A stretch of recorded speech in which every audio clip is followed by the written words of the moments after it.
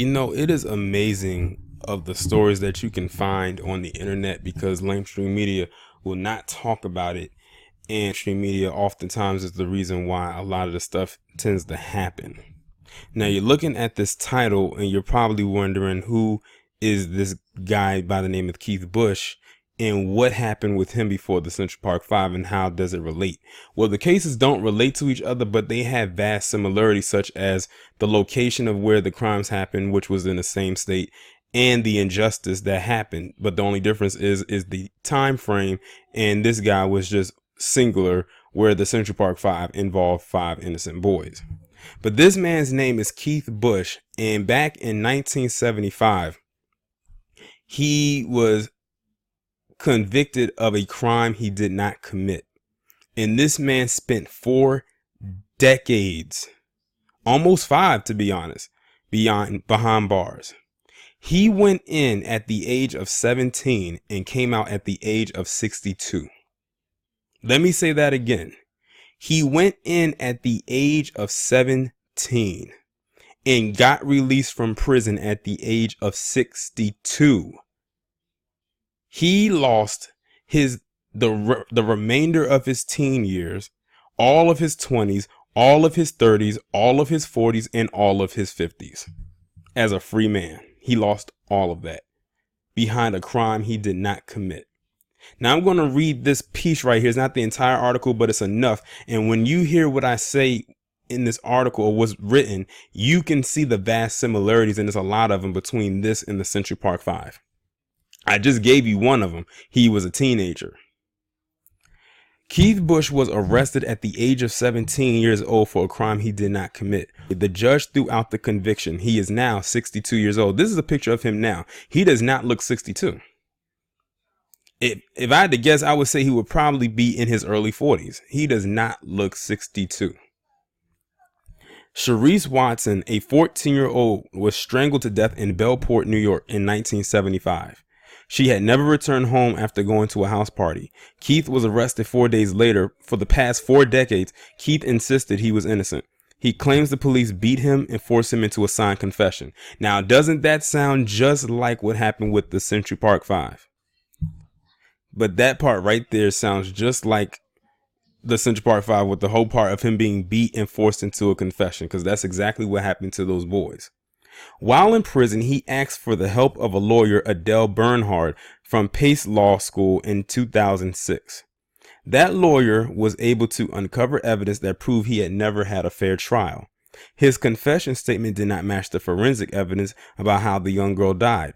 Also, the DNA underneath the victim's fingernails did not match Keith. Now, doesn't that sound just like the Central Park Five when the DNA didn't match the boys?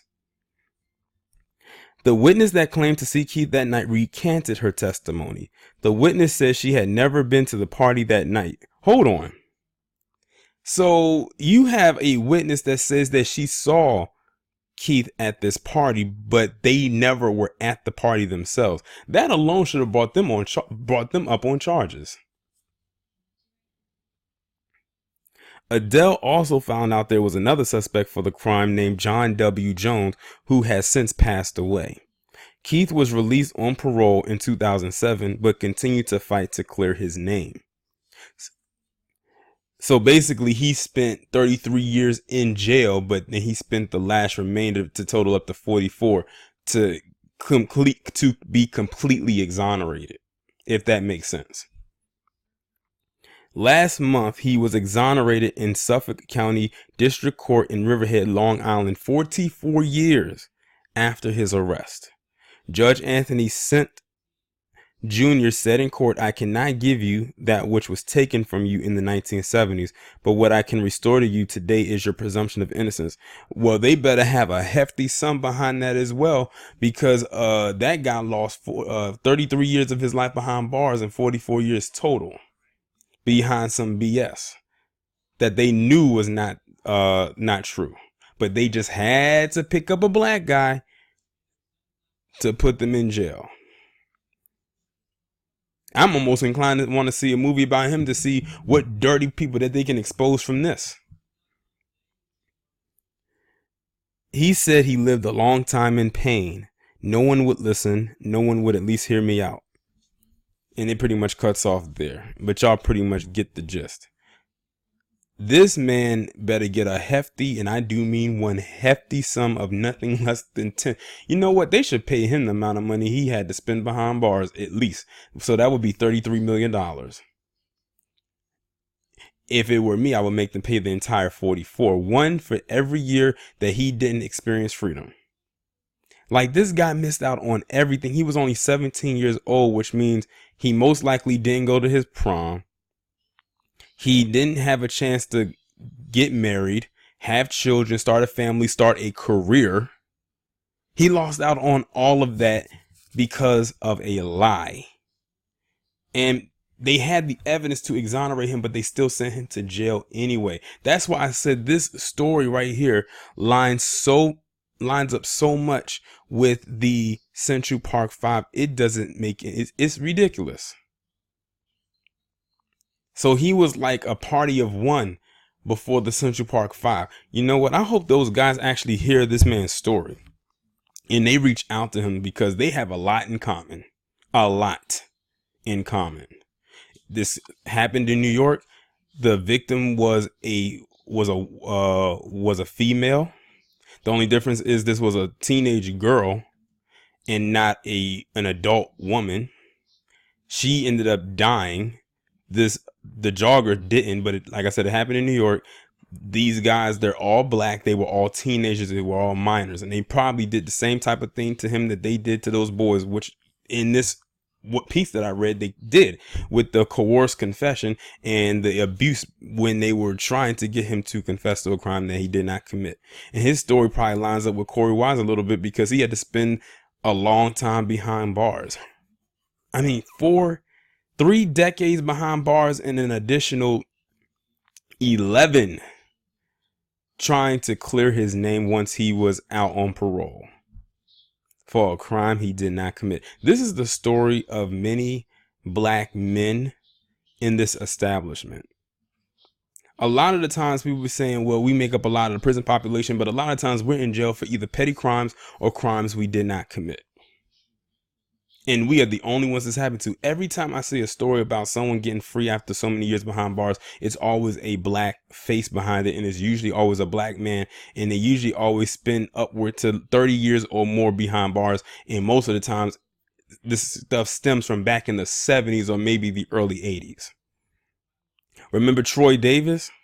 Back in 2011, they were set to release him because they had no evidence to prove that he killed this a security guard back in the late 80s, and I think that was back in 89 if I'm not mistaken, and he was on death row.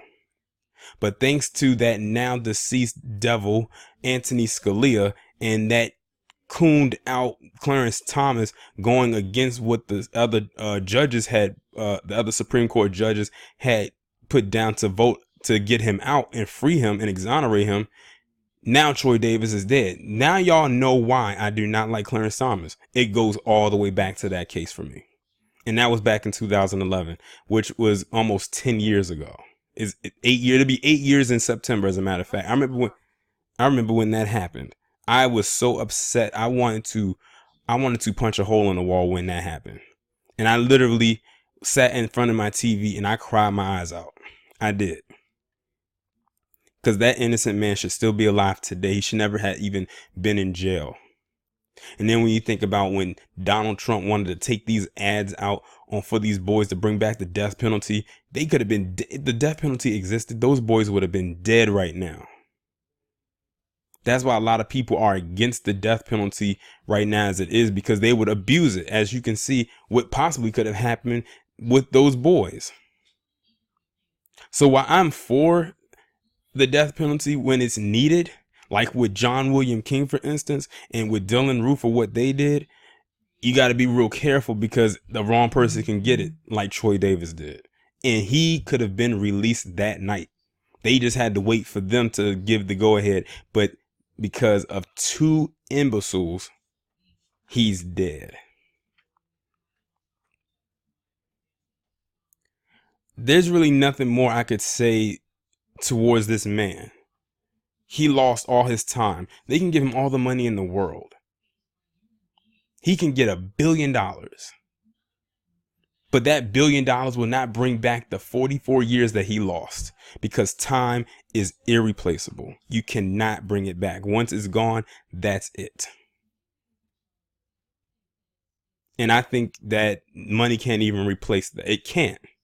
It's a cushion, but it's, he's 62. He spent the prime of his life behind bars for a crime they know he didn't commit. He spent the last 11 years to clear his name. This man is tired. I'm sure he is exhausted. That's how he spent his time. His youth was tarnished, and they didn't care. Now this man just has to live out the rest of his days the best way he can. I could imagine how hard it had to be for him to function back into civilian life after, when 2007 came around and he was eligible for parole. But still, it was hard because he couldn't get a job, most likely. If it lined up how it did with the Central Park 5, he couldn't get a job. He most likely had to wear an ankle monitor. He had a parole officer. So while doing all of that, he spent the last 11 years just to clear his name so he wouldn't have to live like he was in a box. This man couldn't even work a career and retire. He couldn't even get a 401k plan. None of that. He lost it all. The city of New York owes him a great deal. And like Riley said in the Boondocks, they better pay what they owe, because they owe this man a lot. Y'all let me know what you think about this down in the comments. Like, share, subscribe. I will talk to you in the next one.